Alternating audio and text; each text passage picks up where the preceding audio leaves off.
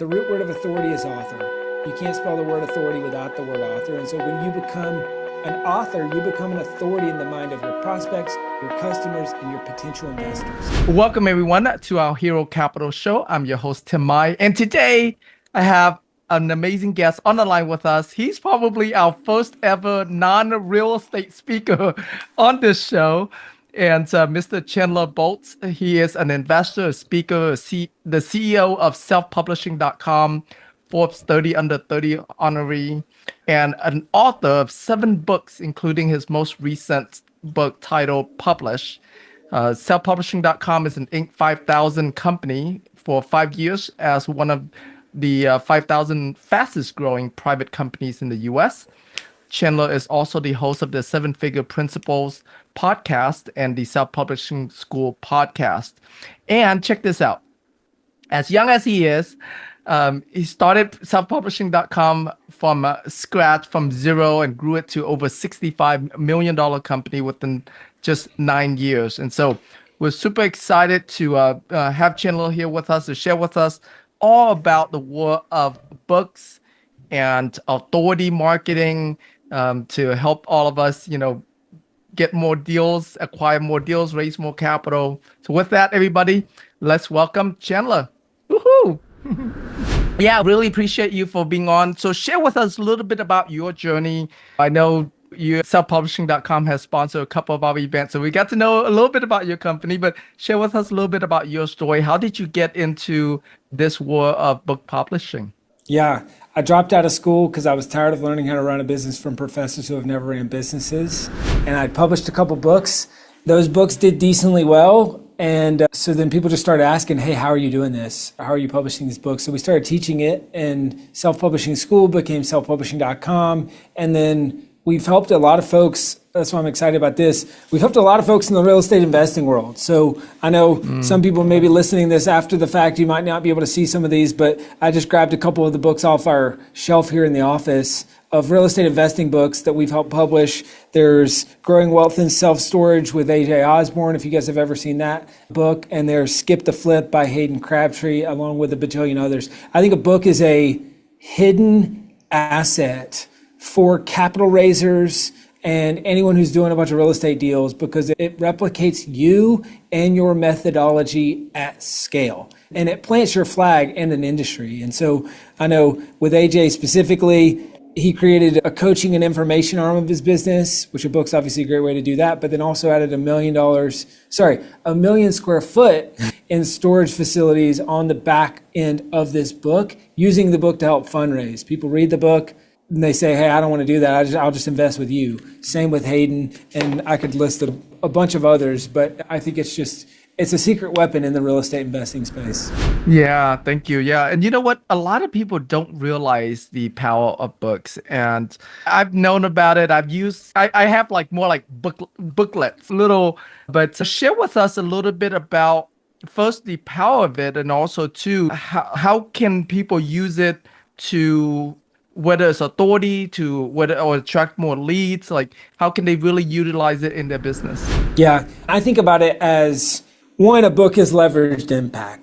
And so you create the book once, and then that book goes on to impact thousands, tens of thousands, maybe even millions of people. So you're impacting and sharing with people at scale. I call a book a silent salesman because it does all the selling, and then it brings back lead sales and referrals for your business or for your real estate investing deals. And so that's how I think about it, is if you want to plant your flag and be a category king in a specific area, then a book is the best way to do it. But you got to do it strategically, and you got to do it in a way that aligns with the type of investing that you're doing or your angle on the market. So the way I like to think about this, is it a specific type that you want to plant your flag on? So I think, if I'm not mistaken, Tim, you've done a bajillion multifamily. I think I saw 4,600 doors or something. So in that instance, it would be, okay, the guide to multifamily, or maybe it's the guide to industrial, or we had one of our authors write about mobile home park investing. And obviously, these are unique theses. This is Growing Wealth in Self-Storage. So he's planting his flag on that specific industry. This is Skip the Flip, which is just contrarian and interesting and stands out because people say, hold up, what do you mean skip the flip? I got to read this. Why should I skip the flip? And so I just think either a specific asset class is smart to do, or integrating like your individual story or what makes you unique. And so it could be the immigrant's guide to your first 10 deals in real estate investing, or it could be just what is the piece of your story that is interesting when applied to this that will appeal to a subset of the market that wants to do the thing. So that's probably more than you asked for, but that's just how I think about specializing and getting specific with the book. No, that makes a lot of sense, because the more niche we are, the easier it is for us to be able to speak into that specific audience that we're looking for. Yeah, especially here in the world of commercial real estate, where we raise money from a lot of retail investors. And so knowing who we go after, we can speak into their needs and their wants and things like that. Now, writing a book can be very intimidating for a lot of people. I know for myself, I can't write to save my life. And how do you make it easier for people, and especially with AI and all the things that we have today? What are your recommendations around how it can be easier for people to be able to write a book and have a book published? Yeah. So it starts with what you said, which is the riches are in the niches. So be as niche down and specific as possible. And then we start to think about a framework. We call this the 4 Ps of a best-selling book. So it's person, pain, promise, price. And so who's the specific person that you're speaking to? Maybe this is the retail investor. So maybe it's a beginner retail investor's guide to commercial real estate. Maybe and so then what's the person, what's the pain that they have that they know that they have? So in this case, maybe the pain that they have is they want to get into investing in real estate, and they especially want to get into commercial, but they either don't have the capital to fully fund the deal themselves. They don't know the bad deals from the good deals. They don't have access to deals. What are all the pains that we can speak to in that? And then what's the promise that the compelling promise that we can make with the book itself? And I think the more specific you get on that, that actually makes the book way easier to write, because chances are you've already written the book. It's just in the conversations that you're having with all of the people around the specific thing that you're helping with. And so I think about the 4 Ps, and then this framework we call the more writing method, which is mind map and rough draft editing. And so it starts with mind mapping all the ideas around that specific person, pain, promise, then turning that mind map into an outline, turning that outline into a rough draft. And so that's how I like to think about, think about the writing process. And if you do those 2 things well, the draft becomes way easier to write. I see. Okay. I know with AI these days, you can have AI write books for you. Are you utilizing AI for some of it, most of it, like with your clients? How much is AI involved in the writing process, and what do you recommend? Yeah. So I think the way we think about it is, how do you use AI to write a better book, not to just put out AI slop? And because if this is ultimately your business card for investors, then you want this to leave a great impression. So the book needs to be great. So then that means that you can use AI to help with the mind mapping, to help with the outlining, to help with maybe creating frameworks around the stuff that you teach or do, or maybe even distilling some of the content or conversations that you have out there. But then we recommend that you, the human, actually write the core bones of the book. Then you can use AI to edit or to improve or whatever else. But that's the best of both worlds, to where you can write a better book faster, but it's not just AI slop that anyone could write, and then there's no differentiation in the marketplace. So we try to say, hey, how do we combine your strengths and the stuff that you know well, and then how do we use AI to accelerate the process of that to write a better book? Gotcha. Okay. And like, what about utilizing ghostwriters and such? When should we consider going that route? Yeah, I would say 2 things about ghostwriters. One is it's time or money. Which one do you have more of? If you got more time, then I would write it yourself. If you got more money, then I would consider hiring a ghostwriter. And so it's the trade-offs. But then I would also say it's really hard to find a great ghostwriter to write a great book. And most ghostwritten books suck. And because if you think about it, if you write the rough draft of your book, and you might read it, and most people do, and think, this sucks.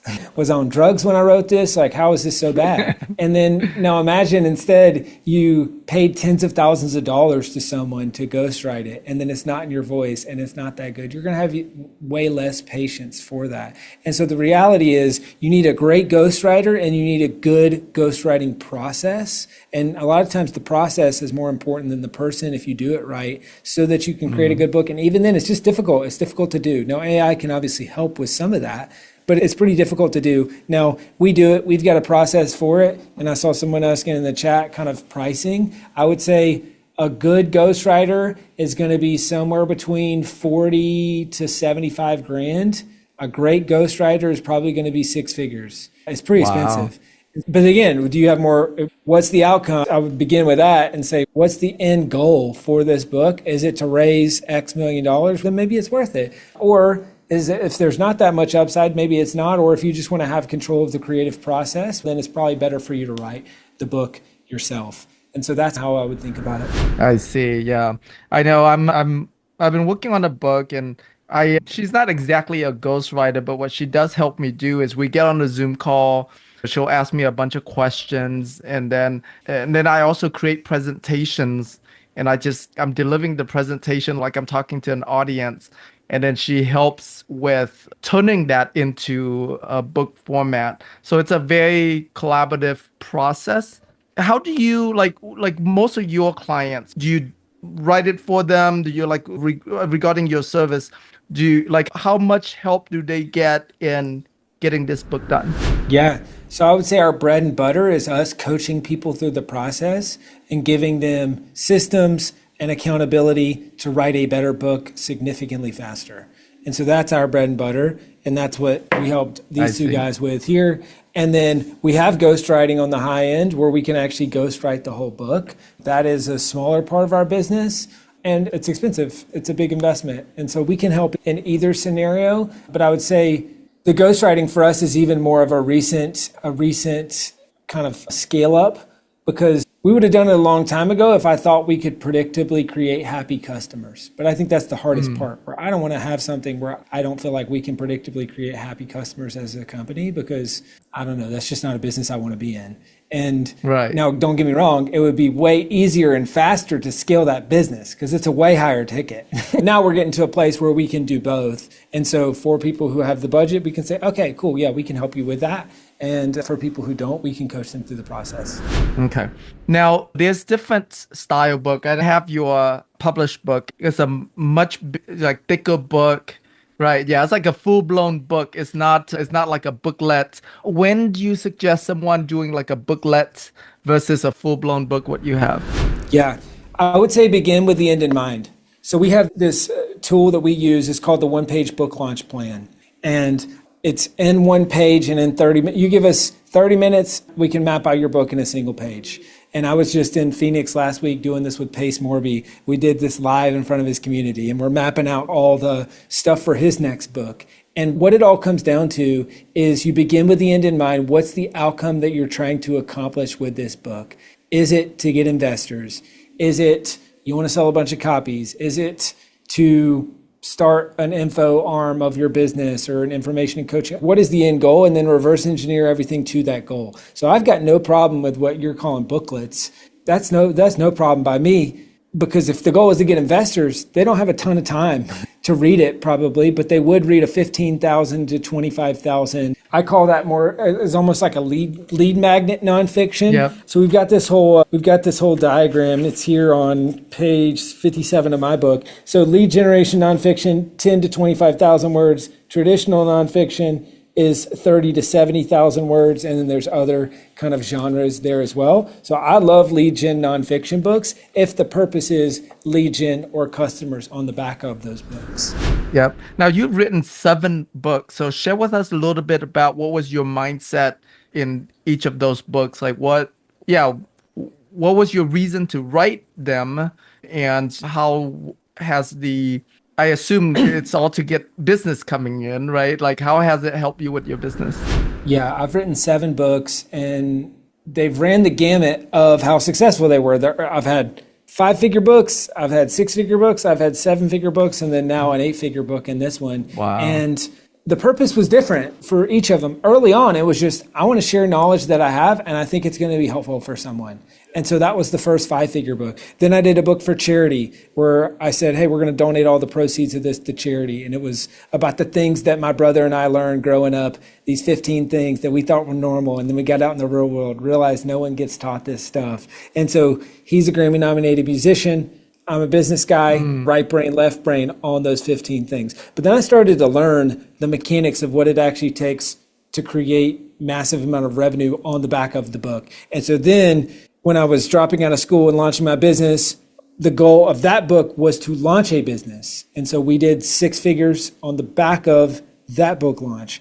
Then did the next iteration of that book, and that helped us launch to 7 figures over the course of the next year. And then this one was an updated and revised version of one of my books. And that's the beautiful thing about self-publishing, is that you can do that. And I felt like we had gotten a lot better with the stuff that we were teaching, but the book didn't. And so I did a whole new version of this. And this one I call the $7 million business card, because it's brought in about $7 million in sales over the last 12 months and 8 figures in total customers. But that's because we strategically integrate it into every facet of the business. So using it to get leads, sales, referrals everywhere. And so it continues to be one of our big revenue generators. That's impressive. That's really impressive. Now, your whole company is around self-publishing. Why self-publishing versus traditional publishing? Yeah, we can help people do both, but I think traditional publishing is just largely a scam these days, and it's a broken, old, outdated model. And self-publishing is entrepreneurial publishing. It's betting on yourself. So for most of the people that we work with, self-publishing is a way better option because they get to keep all the upside, they get to keep the IP, they get to have the control, and they can move way faster. But then traditionally published or traditional publishing, it still makes sense for maybe a 0.1% of people, but that's people with a massive audience. You can get a big advance, and you're using that book really as just a kind of coming out piece of dominating an industry or taking over a market. And so then in those instances, if you can get an advance, which is really rare, you got to realize that the traditional publisher is not going to do any marketing for your book. So what they're going to want you to do and expect you to do is to take all the money from that advance and just plow it back into the marketing of the book. And so if you can get that, and if it's a first book, maybe it makes sense. And you just say, I'm not going to make any money on any of this, but I'm going to cause a big splash. And then that's how I get on the scene. And that's going to open up a bunch of other opportunities. That might make sense. Otherwise, it probably makes more sense to self-publish. Gotcha. Have you noticed especially with your latest book here, right? Because even most published books are nowhere near as successful as your self-published book. In terms of perceived credibility from the book readers, is there a difference in how someone perceives a self-published book versus how someone perceives a traditional published book? No. Your self-published book shouldn't look self-published. So that's the big thing that we tell people is you got to make sure that the book looks really good. And because if it does, your reader cannot tell the difference and will not tell the difference. And most people, if you think about the last 50 books that you bought on Amazon, could you name one book, the publisher of that book? Not. And so no one knows, no one cares. You have to even know where to look on the Amazon page to find it. Or maybe you're looking at the back of the book and trying to figure out, hold on, is there a publisher on here? Really, no one does that. That's just me. That's nerdy people like me that publish books. And so no one knows, no one cares, but your self-published book shouldn't look self-published. Yeah, I think I want to stress on that because a lot of people don't realize that. I think that because most 90% of self-published book looks like a self-published book, but yours doesn't look anything near. And none of the books that you have shown, like from AJ and from the other gentleman, they don't look like self-published books at all. And so I think, there's a lot to say about making sure that your book doesn't look like a self-published book. So that way you still have all of that credibility that you would like a traditional. And can you speak into the pros and cons from the perspective of having control and then your ability to print books a lot cheaper? You don't have to, if you want to we have an event coming up, right? We have over 400 people coming to the event. And with a self-published book, like I can print one book for every customer there very easily, affordably. But with a published book, it probably would cost me at least $15 a book or something like that.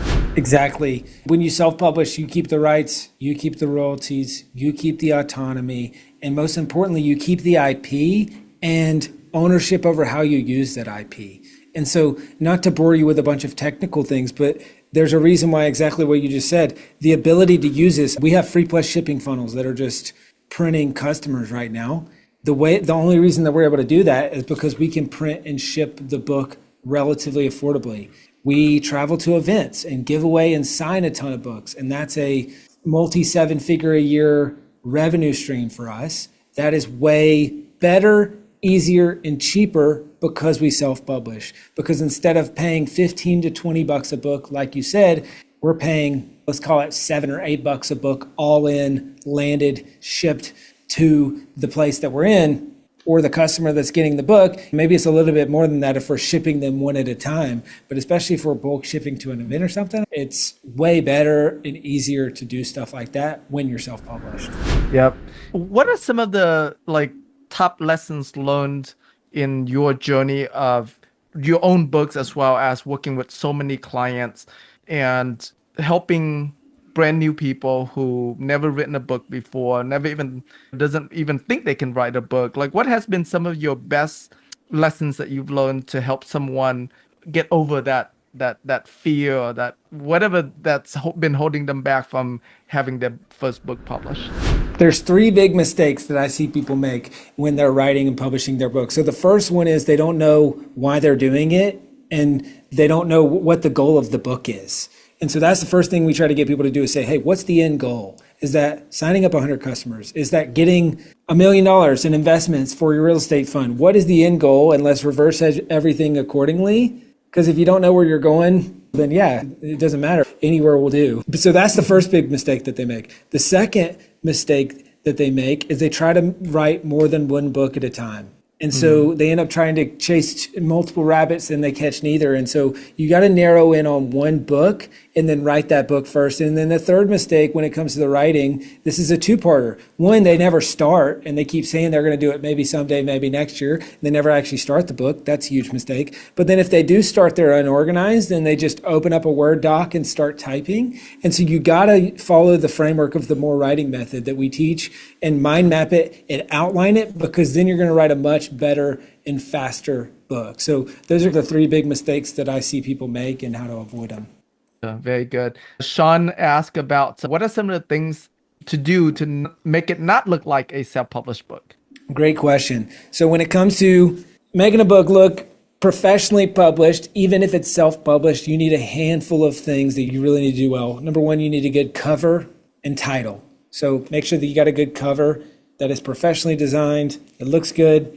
It needs to be clear, not clever. The title needs to instantly be understood and people need to instantly understand what the book's about. And so your cover, your back matter, it's kind of all the boring stuff of what does a good book look like. But then you need to make sure that it's well written and well edited. And so when someone flips through, does this look good? Does it read well? And is it well formatted? And so you even notice just diagrams and frameworks and the formatting and everything looks good. And then there's small details like frameworks and diagrams and things like that when you flip through my book or any of the books that we publish, you say, wow, this looks good. And then there's like the print quality and the ISBN and just little things like that. We do all that stuff for people, but those are the basics. Good cover, good title and subtitle, written, edited, formatted, and then the minutia or the kind of small touches that it's not about making it look good as much as it is making it not look bad and making it not look amateur or not look self-published. Yeah, and I love the diagrams in your book too. And you take the reader through this journey. And so, yeah, it's very well done. Let's talk about like within this real estate, this world of real estate here. And you mentioned about niches. Is there things that we can Like lead generation, I think is probably our number one need when it comes to writing books. How do we best utilize it to capture as many leads as possible from, I don't know if you can do it in the front cover, back cover, in each of the chapters. Like I see a lot of people where they give bonuses, right? So as the user, as the readers are reading through, like they can go to a website, get bonuses. What are some of your strategies around lead gen? Yeah, having all the lead magnets, lead generation stuff within the book. If you do it correctly, a book can be the most powerful lead generator that exists in your business. There's a guy that wrote a book with us called Scott Groves. He's in the real estate world and the mortgage lending world. He wrote a book called Lead Generate, all about the core principles that he does in the real estate world to get leads. But then he used his book in the way that we teach to accelerate that process as well. So I think about this of one, how do we get the book in as many hands of as many people as possible? And so that in the process we generate leads. But then two, how do we turn readers into subscribers, which I can talk about in just a second. And then three, how do we use the book to warm up the leads that we already have? So if we're trying to get leads specifically, let's say in the real estate world, then I want to give away every version of this book that I can to specifically qualified people who can invest with me or do business with me. So ebook, audiobook, physical copy. I'm going to take them to conferences. Because it's a or let's call it a $7 business card. That is the best business card ever because they don't throw it away. Yeah.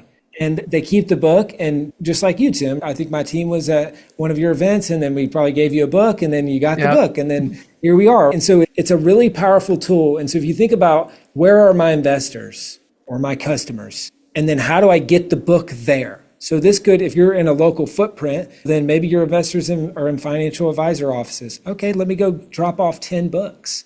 Maybe your investors are in somewhere else. Let me get the physical copies of the book in their hands. Let me get the audio and ebook anywhere possible. Then you can do the basic stuff, like what you were alluding to, Tim, of, okay, how do we put some lead magnets in here, give away the audio book for free, baked into the book itself. There's a bunch of stuff that we do like that. And then we use the book to warm up leads. But this book brings in hundreds, if not thousands of leads a month through those handful of things that I mentioned there. Wow, that's impressive. Could you expand on using the book to nurture the leads that we have? So like with your existing audience, you send them a book. Like how do you use the book to nurture the lead? Yeah, great question. So if you think about when someone comes into your world, they give you their contact information. That is the lowest trust time that probably will ever exist in the entire journey of you doing business with them. Now, depending on how they heard of you, but there's a decent chance that they just saw some random thing or some random ad and they just gave you their contact info. And so now what I'd like to think about is how do I have them consume some sort of audio or video content so that they can get to know me, my business, who we are. And so one of the best ways that we do that is every single funnel that we have, we're giving away the book. And so right after they opt in for a webinar, right when we meet someone at a conference, doesn't matter, probably on the thank you page or in the confirmation email or in a thank you email that we send them, we say, hey, we'd love to give you a copy of this book for free. Pick which version you're most likely to read. Ebook, audiobook, etc. So now all of a sudden they're exponentially more likely to consume that content. And especially if it's the audiobook, then they're spending hours with me. And if it's the physical book, they're spending hours with any version, they're doing that. But even if they don't read the book, you now are an inherent authority in their eyes. Let's think about this in the context of fundraising for this specific crew. But the root word of authority is author. You can't spell the word authority without the word author. And so when you become an author, you become an authority in the mind of your prospects, your customers, and your potential investors. So even just the act of gifting them a book that has inherent value, that they would spend $15, $20, maybe even more than that, depending on the format. When all of a sudden you're building reciprocity and you're leading with value, which is just, that's how we like to do business, is just say, hey, how do we help these people as much as humanly possible? So much so that they say, I got to do business with him. If he's giving me all this stuff for free, then what would it be like if we end up working together? That's good. I love that. And I never even thought about giving it away in that process, right? At the end of, before they get to a thank you page, because a lot of times the thank you page is nothing. It doesn't do anything. And then so turning that into an opportunity to give them something and nurture that relationship. And then I was thinking, as you was talking about that, it's like, does ebook have the same value? And I like how you position this. Which way would you most likely to consume this book? And so give them that choice and let them choose. That's a brilliant way of going about it. So that way we don't have to choose. We don't have to wonder, should I Yeah. do an ebook? Should I do an audio book? Should I do a physical book? It's like let the customers choose. I like that a lot.